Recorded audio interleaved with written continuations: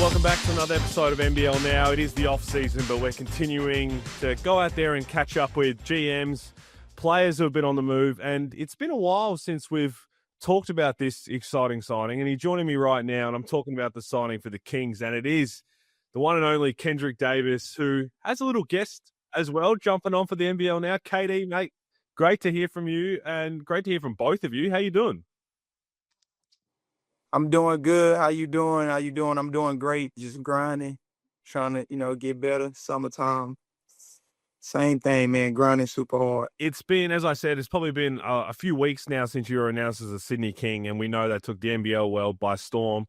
Has it now settled in? Does it feel real? Like, okay, I'm going to be back in the NBL. We'll talk about last year how unbelievable the success was you had from an individual standpoint. But does it feel real now? Okay, this is the next step in my career. Yeah, I'm kind of like being ahead than late.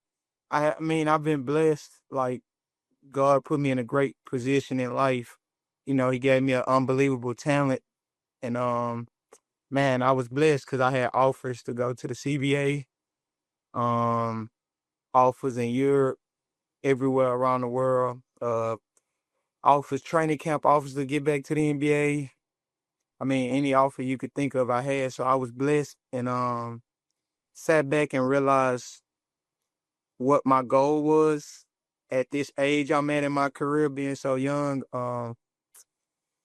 Me, my agent Corey Barker, my mom, we just sat back and realized, I got a couple calls from my friends like Desmond Bane, um, a lot of my NBA buddies, and they were like, "Man, you supposed to be in the NBA, so whatever journey gonna help you get there, you need to get there." And obviously, the NBL, the platform they provide, and the competition, and everything, the whole platform that Larry, provide for us in the NBL was made the most sense for me to get back to the NBA. So, I mean, it was a no-brainer.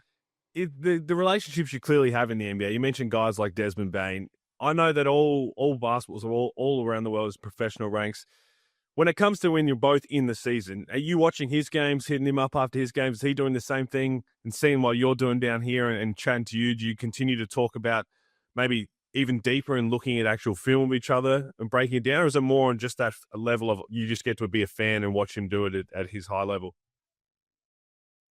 No, when you want to be great, everything I do, I want to be great at, and that's the same with him. That's how our bond kind of started. We was gym rats 3-4 times a day, wake each other up. Come on, let's go to the gym. We playing 1-on-1, 2-on-2, 3-on-3s, and we just pushed each other. Even when I went to Memphis that year, we pushed each other.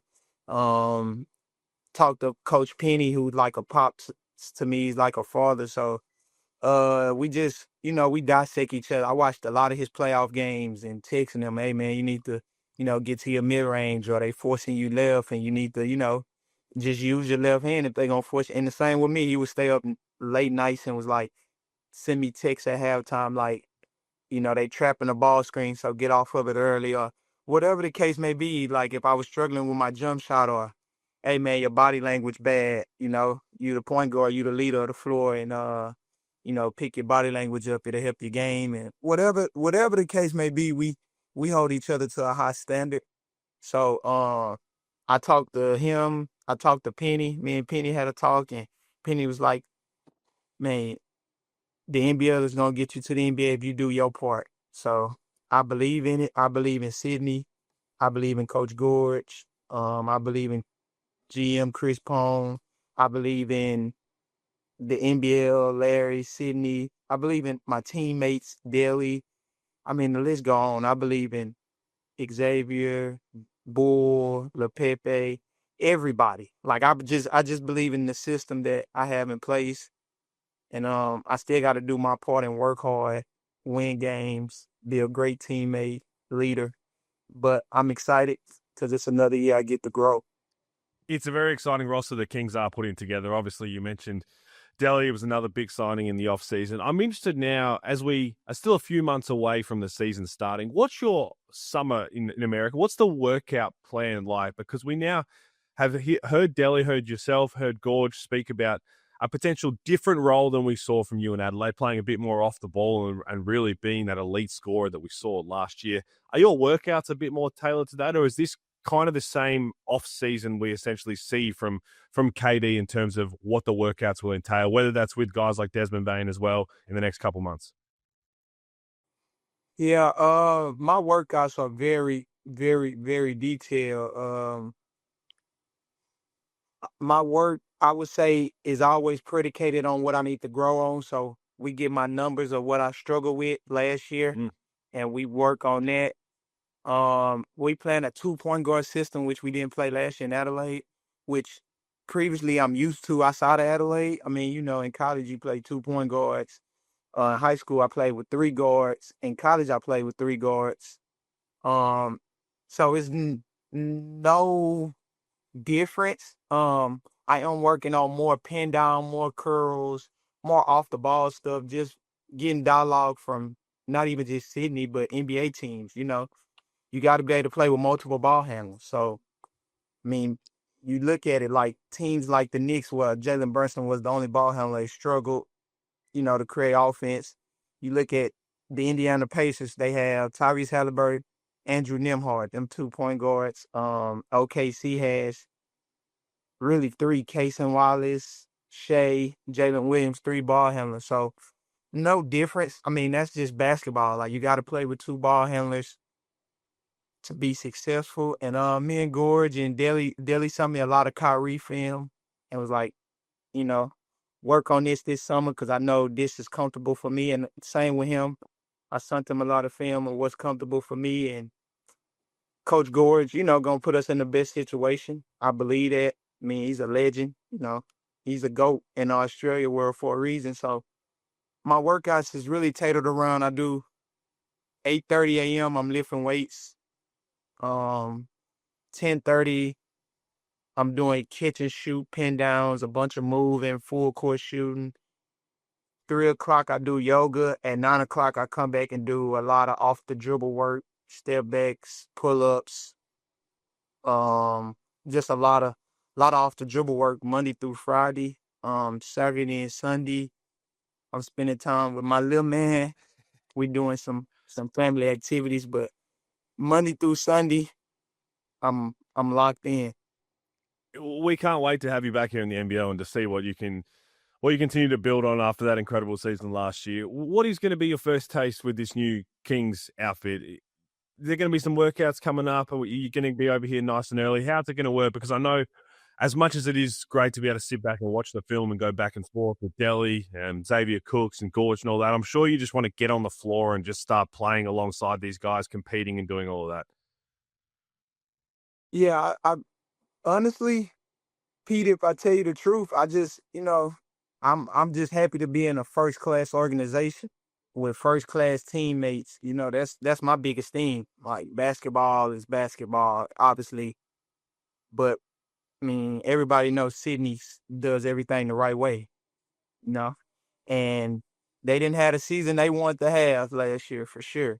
So it's expectation when you put on that purple, and I know that, and that's what I live for. And I'm around good people. Deli's a great guy, great human being, known for being a great human being. Gorge is hard, but he's great. Karen, Xavier Cook's great.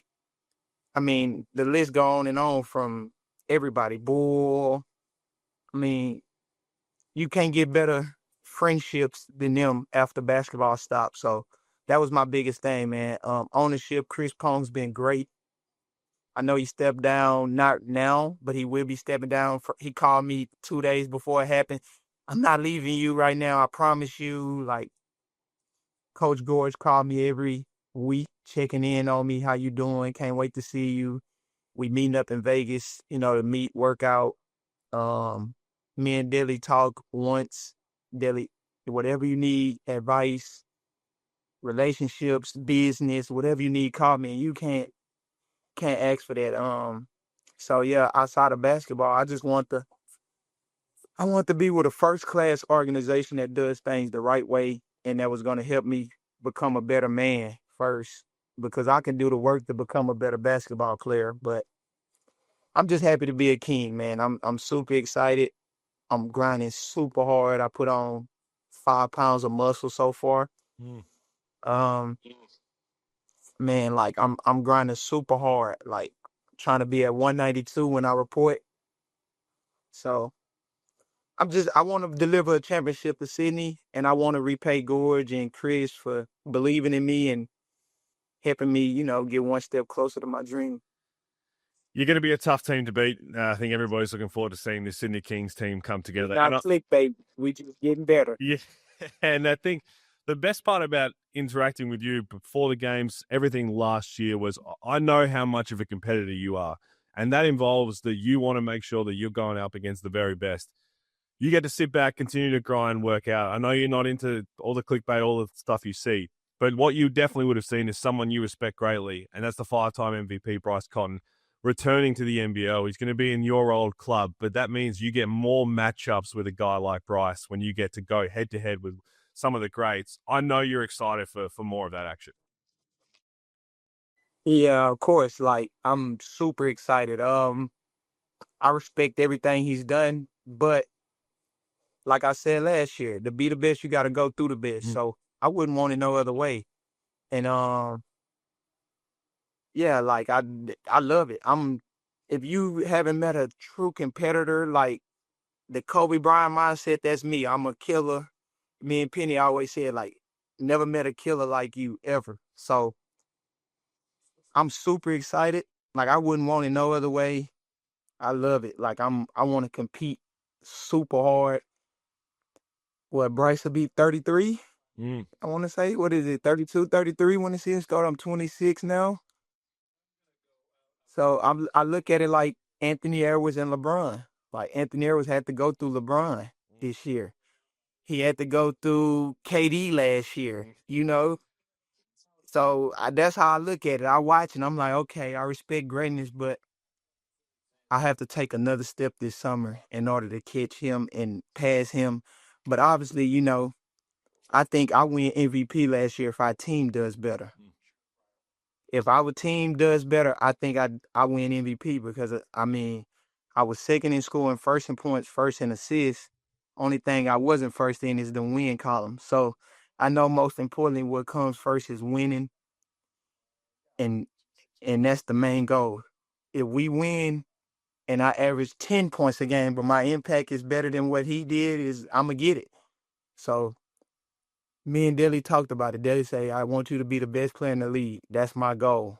But we need to win a championship. So I'm grinding to be the best player in the league and bring that banner to Sydney and hopefully get back to the NBA.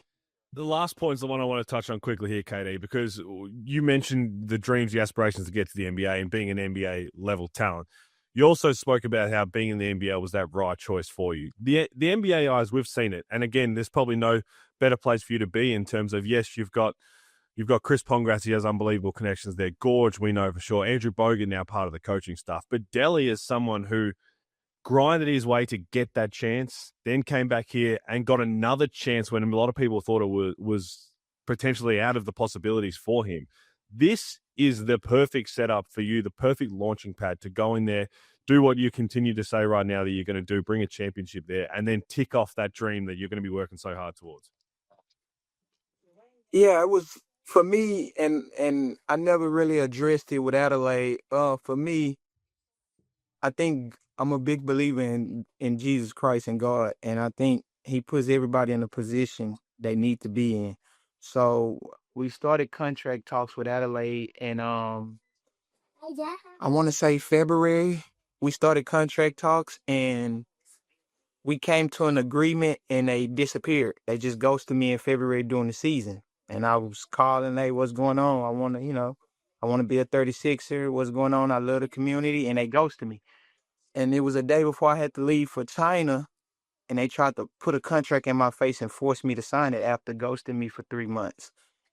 And I was like, no, now I'm gone. Let me talk to my family. Let me see my family before I sign anything. And they came see me in China and was like, are you going to sign? Are you going to sign? I say, yeah, but it's not going to be on y'all time now because when y'all had the chance to sign me, y'all let me get out the door.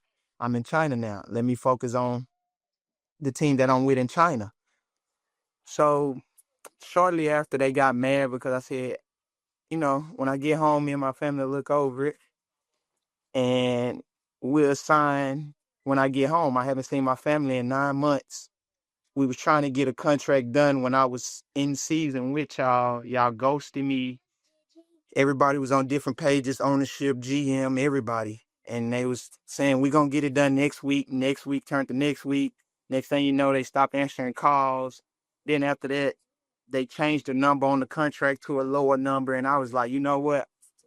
With all due respect, I just wait till I get home so we can come to the same page of what's going on. And I got a call in, I want to say a week before I left for China, and said, you took too long to sign the contract. It's no longer on the table. Worked out perfect because Sydney, when free agency hit, called, say we did our research. Chris Phones called, said I did my research, talked to 15 NBA teams. They all said you're an NBA player. They don't know when your chance is going to be here, but you are a lock NBA player, and we think we can get you to the NBA. And I was hurt, and my agent said, you see how God opened other doors? And they did. So I've been blessed, and I've been happy, super happy. And Coach Gore's main goal has been, and Bogut been huge. They main goal is, we're going to get you to the NBA. Just do your part. And my whole life, I've done my part in college, high school. I'm a workhorse, and I respect the game. I respect the work ethic you got to have be great. It hurt me seeing that the way it ended, because, we went through trials and tribulations together, and you hate to see it end that way. That's my biggest thing. I feel like they gave me a platform. Nobody knew Kendric Davis was in the NBL. Adelaide gave me that platform to show who I was. And I'm forever grateful. I just wish it would have ended better. But you see how Bryce Cotton did for Perth, and you see how that ended. So I'm just blessed to be a king now, and I'm focused on him. That's my only focus. I haven't seen nothing. I didn't know Bryce signed over there until someone called me. I didn't even know Trez signed. I'm just super locked in on the Kings. What can I do to win us a championship, be a great teammate, deliver a championship to Sydney, Bo, Gorge, my teammates, and ultimately get to the NBA. And if not the NBA, make a bunch of money. That's it, man. I love to hear it. And again, I think we're all excited to see KD rolling around back in the NBL. It's going to be an unbelievable season. I'll see you soon in a few weeks in Vegas. So keep working hard, and we can't wait to see you back here in a few months in Australia. So thank you for catching up. Thank you, Pete. And can't wait to get started. Can't wait to see y'all again. It's going to be a show.